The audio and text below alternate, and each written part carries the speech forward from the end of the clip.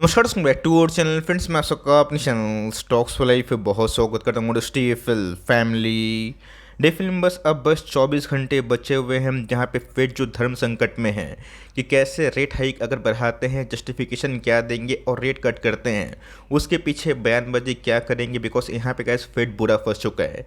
Because इसकी जो estimation थी पिछले कुछ समय से कि हमें कंटिन्यूसली बेसिस पे रेट हाइक करते ही रहना है, चाहे इकोनॉमी मरे डूबे डजंट मैटर, हमें इन्फ्लेशन को 2% के नीचे लाना है। और इसकी वजह से क्या सबको अच्छे से पता है कि बैंकिंग सेक्टर में खासकर यूएस में अच्छी खासी खलबली मचते हुए देखने को मिली। क्रेडिट स्विस की बात की जाए 165 साल पुराना इन्वेस्टमेंट बैंक ध्वस्त होता हुआ देखने को मिला, और इसके पीछे का जो जिम्मेदार है वो फेड ही है। तो रही बात गैस 24 घंटा क्यों इंपॉर्टेंट है और क्यों भारतीय शेयर बाजार के लिए ये सबसे अहम मुद्दा होने वाला है, और आरबीआई ने कैसे यहाँ पे क्या बयानबाजी की है, क्या सही में इन्फ्लेशन जो कि हमने एस्टिमेट किया था पुरानी कहानी हो जाएगी, क्या जिस हिसाब से क्रूड फॉल हुआ है तो आने वाले दिनों में कैसे इंडियन बाजार में एक खुशी की लहर आ सकती है, क्या क्या पॉइंट्स है। और हमें बिल्कुल भी इस वीडियो को सीरियसली लेना है, बिकॉज इसके बाद ही कैसे हमारा जो व्यू है वो क्लियर होगा कि हमारे पास जो पैसे हैं उसको कब तक इन्वेस्ट करना सही होगा। तो फटाफट गैस ए टू जेड जो न्यूज़ आ रही है मैं कवर करूँगा बहुत ही शॉर्ट टर्म में, और बहुत ही पावरफुल वीडियो होने वाली है। चैनल फर्स्ट टाइम होंगे सब्सक्राइब कर सकते हैं इस तरह क्वालिटी कंटेंट को सबसे पहले एक्सेस करने के लिए। Now without link any for time, let's begin. बात की जाए निफ्टी 50 की, सेंसेक्स की, निफ्टी बैंक की, आज सब में हरियाली हमें देखने को मिला। और आपने कैसे अगर ठीक से पोर्टफोलियो देखा होगा तो बहुत सारे स्टॉक्स का शायद से गैस लॉन्ग टर्म बॉटम बन गया होगा अगर फेड रेट हाइक ना करे। अब रेट हाइक करेगा तब कोर्स गैस जो बॉटम के बाद रिवर्सल हुआ है, बहुत सारे स्टॉक्स में रिकवरी हुई है, उसमें और भी गिरावट हो सकती है। बिकॉज मार्केट में नर्वस हैंड भी है, तो आपको तय करना है कि आप नर्वस हैंड कैटेगरी में आते हैं या फिर स्ट्रॉन्ग हैंड। अगर आप नर्वस है भी और ये बात को सोचते हैं कि कुछ भी हो जाए मुझे 3 साल 5 साल 10 साल भारत की मार्केट से एग्जिट नहीं करना है, तो आप स्ट्रॉन्ग हैंड में आ जाएंगे। बिकॉज आज गैस बहुत सारे स्टॉक्स में लॉन्ग टर्म बॉटम शायद से बन गया है। अगर रेट हाइक नहीं होता है, अगर होता है तो क्या करने की आवश्यकता है, बिकॉज बॉटम और टॉप ट्रेड कर पाना बहुत ही मुश्किल वाली बात होती है। लेकिन यस, पिछले कुछ समय से गैस हमने ये देखा है कि बहुत सारे स्टॉक्स टेक्निकल को बिल्कुल ही फॉलो नहीं कर रहे हैं और एकदम फॉलिंग नाइफ की तरह गिर रहे हैं। पहले अगर आप देखें डो जोन्स में गैस कल हरियाली थी, आज भी गैस डो का जो फ्यूचर्स है काफ़ी तेज है। रही बात गैस फुटसी की, सीएससी की, डेक्स की, उसमें गैस 2-2% के आसपास हमें अच्छी खासी रिकवरी देखने को मिल रही है। बिकॉज पूरा वर्ल्ड दोस्तों अब फेड पे नजर कारे हुए हैं, और यहाँ पे गैस कुछ ऐसे हिडन पॉइंट्स हैं जिसको पता चलने से आप बहुत ही प्रॉपर एक्शन इन टाइम ले सकते हो। पहले गैस आप सबको अच्छे से पता है कि फेड अपने जाल में खुद फंस गया है। बिकॉज उनकी कमेंट्री पिछले कुछ समय से इतनी हॉकीशाई थी, इतनी हॉकीशाई थी, अगर वो रेट हाइक नहीं करते हैं, पॉज करते हैं, इससे भारतीय मार्केट सहित पूरे वर्ल्ड में एक खुशी की लहर दौड़ेगी। लेकिन यस, ये गैस फेड पे एक क्वेश्चन मार्क पैदा कर सकता है। फेड ने गैस इसके पहले जो बयानबाजी करी थी एक तरफा करी थी कि हमें कुछ भी हो जाए इन्फ्लेशन को 2% से नीचे लाना है। लेकिन गैस जो बैंकिंग स्टॉक्स में हमें पिछले कुछ समय से न्यूज़ देखने को मिली, बाइडन की बड़ी कमेंट्री देखने को मिली। अभी तो गैस दुनिया भर के जो बड़े बड़े व्यापारी है, बड़े बड़े उद्योगपति है, बिलीनियर्स हैं, उनकी न्यूज़ हमें देखने को मिल रही है। जहाँ पे एलोन मस्क जिन्होंने गैस बीच में ट्विटर को अधिग्रहण किया था, उनकी अकॉर्डिंग गैस 50 बेसिस पॉइंट के आसपास एकदम इमीडिएट बेसिस पर रेट हाइक होना ज़रूरी है। वरना वर्ल्ड मार्केट की बात की जाए तो इन्फ्लेशन को बचाने के चक्कर में इकोनॉमी से हमें काफ़ी हद तक कम से कम 2-3 सालों तक हाथ धोना पड़ सकता है। तो इधर पे बहुत ही इंपॉर्टेंट मुद्दा है कि अगर रेट हाइक होता है तो उसके पीछे वजह क्या होनी चाहिए।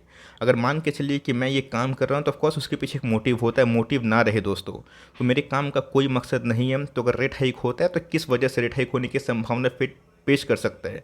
सबसे पहले जो बैंकिंग स्ट्रेस है, जो पिछले कुछ समय से बहुत ही हेडलाइंस थी, सुर्खियों में थी, वो थोड़े बहुत कम होते हुए देखने को मिल रहे हैं। तो जगह से रीजनल बैंक की बात की जाए, अगर फेडरल बैंक डूबता है या फिर लक्ष्मी विलास बैंक डूबती है, मैं नहीं चाहूँगा दोस्तों हमारा भारतीय बाजार या फिर वर्ल्ड मार्केट का कोई भी बैंक डूबे, बट मैं एग्जांपल दे रहा हूँ कि फेडरल बैंक डूब गया, लक्ष्मी विलास बैंक डूब गया, आंध्रा बैंक डूब गया, लेकिन गैस इससे उतना फ़र्क नहीं पड़ता है। अगर एसबीआई डूबता है, एचडीएफसी बैंक डूबता है, आईसीआईसीआई बैंक डूबता है, तब दोस्तों इकोनॉमी डूब जाएगी।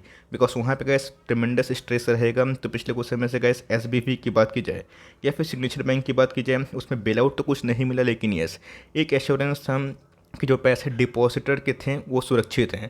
तो यहाँ पे गैस थोड़ी सी स्ट्रेस रिलीफ होते हुए देखने को मिल रही है। तो ऑफकोर्स गैस ये एक पॉइंट है जहाँ पे फेड कोशिश कर सकता है कि रेट हाइक को कंटिन्यू करें। दोस्तों इन्फ्लेशन अभी भी कंट्रोल में नहीं हुआ, बट मेरे हिसाब से गैस आपको समझ में आना चाहिए कि मेरे इस मूव से पूरा इकोनॉमिक डिस्टर्ब हो जाए, इससे अच्छा भाई इन्फ्लेशन 6 महीना और रहे। आने वाले कल में हमें देखना बनेगा कि कैसे इन्फ्लेशन को और काउंटर करें या फिर कोई दूसरा मेजर ले। तो इन्फ्लेशन की बात की जाए, इकोनॉमी की बात की जाए, मजबूत है। ऑफकोर्स कैसे इकोनॉमी मजबूत है इसीलिए इन्फ्लेशन मजबूत है। अगर इकोनॉमी टूटेगी तो इन्फ्लेशन भी टूटेगा, बिकॉज डिमांड खत्म होंगे। आपने देखा कि हाउसिंग फाइनेंस में गैस अभी के टाइम ट्रिमेंडस प्रेशर है। ये गैस बहुत ही इंपॉर्टेंट पॉइंट है जहाँ पे फेड को रेट हाइक नहीं करने की आवश्यकता है, उस पर मैं आऊँगा। लेकिन ये अभी के टाइम में ये दूसरा पॉइंट हो गया जहाँ पे इन्फ्लेशन और इकोनॉमी मजबूत है, तो रेट हाइक को दोस्तों शायद से एक बूस्ट भी मिल सकता है। की बात की जाए, एक पॉज अगर फेड देता है तो ऑफकोर्स गैस उनकी पॉलिसी में एक सवाल जवाब खड़ा हो जाएगा कि बैंकिंग सिस्टम को मजबूत करने के लिए फेड अपने बयान से अड़ा था, उधर पे मुकर गया। अभी देखना बनता है कि एक पॉज क्या सिग्नल देगा कि फेड सही में डर गया है। अगर फेड डर जाएगा तब आपको अच्छे से पता है गैस कि उस पद का काफ़ी मजाक उड़ सकता है। गैस आपको पता है कि हाल फिलहाल में ईसीबी ने रेट हाइक कर दिया, वहाँ पे गैस कुछ कमेंट्री और थी और कुछ और हो गया। ऑब्वियसली गाइस कनाडा बैंक की बात की जाए, जो कनाडा कंट्री है, उन्होंने बताया था कि फर्दर रेट हाइक करने की आवश्यकता नहीं है। और एक हिंट गाइस ईसीबी ने भी दिया था कि शायद रेट हाइक करने की आवश्यकता नहीं पड़ेगी, बट उसके अतिरिक्त दोस्तों उन्होंने लास्ट वीक ही ये कर दिया है। तो क्या सही में फेड उसको आंख बंद करके फॉलो करेगा या फिर नहीं? सो ये तो हो गए 4 पॉइंट कि फेड को रेट हाइक करने की आवश्यकता क्यों पड़ सकती है, जस्टिफाई क्या करेंगे। अब दोस्तों जस्टिफाई करने के बाद अगर रेट कट होता है या फिर रेट हाइक नहीं होगी तो उसके पीछे की वजह क्या हो सकती है। सबसे पहले गैस एसबीबी जो क्राइसिस है वो हमें ठीक ठाक सेटल डाउन होता हुआ देखने को मिल रहा है, बट अभी भी गैस पूरा ख़त्म नहीं हुआ है। अगर एसबीबी क्राइसिस जैसा और भी क्राइसिस आने वाले दिनों में इमीडिएट रेट हाइक से बढ़ेगा, इसको दोस्तों फेड और यूएस जो गवर्नमेंट अथॉरिटी है इसको एकदम डिनाई करने की कोशिश कर सकते हैं। की बात की जाए तो गैस जो बैंक में अभी के टाइम प्रॉब्लम हुए हैं वो वैनिश नहीं हुए हैं, वो थोड़ी हद तक ईज हो गए हैं। आपको मैंने इसके पहले ही बताया था कि कोई बड़ा बैंक या बड़ा इन्वेस्टमेंट बॉडी डूबता है उसे गवर्नमेंट डूबने नहीं देगी। येस बैंक एक प्राइम एग्जांपल है। बीच में गैस पीएमसी बैंक में कुछ हुआ था जो कि महाराष्ट्र की थी, उसमें भी गैस हमें बड़ी बेल आउट की न्यूज़ दिखाई ज़रूर दी थी। हाइक की बात की जाए तो गैस रेट हाइक इस पॉइंट में करना एकदम स्ट्रेस से भरा हुआ हो सकता है, बिकॉज मार्केट में गैस लोगों का इतना एक्टिविटी कम हो चुका है। मैं गैस एक चीज़ ऑब्जर्व कर रहा था, मैं उसके ऊपर प्रॉपर वीडियो ज़रूर बनाऊंगा कि कैसे वॉल्यूम लॉस गैस 11 साल में पहला बार इतना कम हो चुका है। जहां मार्केट में जो प्राइस फॉल हो रहा है, ऐसा नहीं कि सिर्फ शॉर्ट सेलर उसको शॉर्ट कर रहे हैं, शॉर्ट करेंगे तो उसके लिए पैसे चाहिए और उनको कन्विक्शन चाहिए। तो मार्केट सेंटीमेंट ख़राब है, बाइंग नहीं आने से गैस अगर सेलिंग थोड़ी सी इंटेंस होती है और बायर्स थोड़ा सा अवेलेबल नहीं होते हैं तो वहाँ पे गैस हमें वॉल्यूम लॉस का संकेत देखने को मिलता है। तो एफआई से जाने से गैस सीधा वॉल्यूम लॉस हो रहा है। अब ये रेट हाइक होने से शायद गैस उनका जो कॉन्फिडेंस है कि जो लॉन्ग टर्म इन्वेस्टर जो कितना दिन से वेट कर रहे हैं कि मैं बड़ा पैसा लगाऊंगा, शायद गैस अपनी प्लानिंग को और 6-8 महीना साल भर शायद पोस्टपोन भी कर सकते हैं। इंपॉर्टेंट चीज़ गैस मैंने क्या बताया कि हर एक चीज़ का एक गोल होता है। यहाँ पे गैस फेड ने एक ही गोल पाला था कि 2% मुझे इन्फ्लेशन लाना है। अब दोस्तों 2% इन्फ्लेशन लाने के चक्कर में अगर इकोनॉमी की बलि चढ़ जाए, ये चीज़ सही नहीं है। तो दुनिया भर के सेंट्रल बैंक कोशिश तो कर रहे हैं कि अपनी चीज़ को थोड़ा सा डोविश बनाए अपनी कमेंट्री को, लेकिन गैस घूम फिर के जब बयान देने का समय आता है तो हॉकी सी हो जाता है, मतलब नेगेटिव।